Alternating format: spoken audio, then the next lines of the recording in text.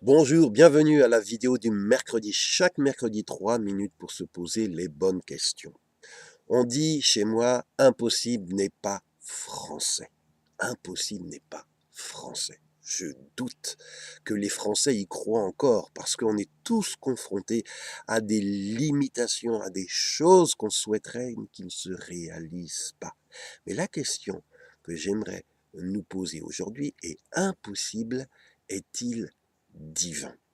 Alors peut-être vous allez me dire, mais Dieu, voilà, j'y crois pas, c'est d'un autre siècle, Dieu n'existe pas, ou s'il existe, il s'intéresse pas à la vie des hommes, sinon on ne serait pas dans les galères dans lesquelles nous sommes, ou alors Dieu est impuissant, c'est le mal dans ces sociétés qui triomphe.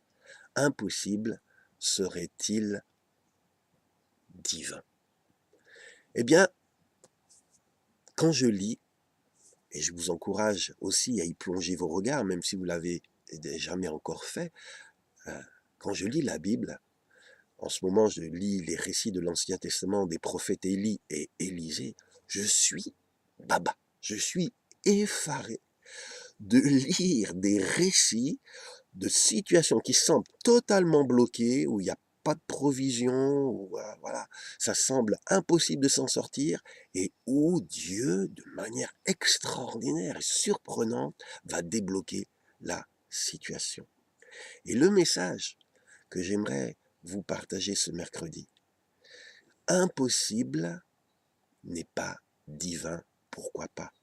Pourquoi, au lieu d'essayer de t'en sortir toi-même, pourquoi tu, tu n'essayerais pas, mais sincèrement, d'invoquer le Dieu de la Bible, le Dieu des prophètes, le Dieu de Jésus-Christ? Pourquoi ne pas faire connaître à Dieu tes besoins? Je voudrais vous dire qu'un jour, j'ai lu dans l'histoire du prophète Élisée, une femme était coincée.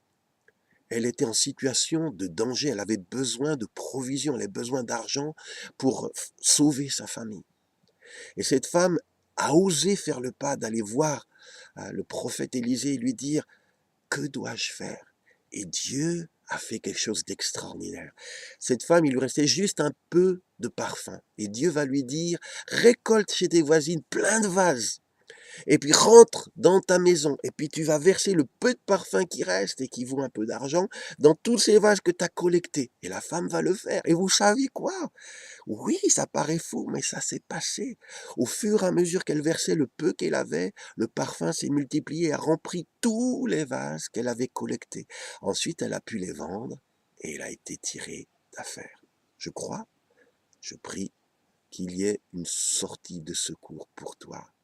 Et je voudrais te dire, et tu peux l'expérimenter, tu peux demander au Seigneur d'intervenir en ta faveur.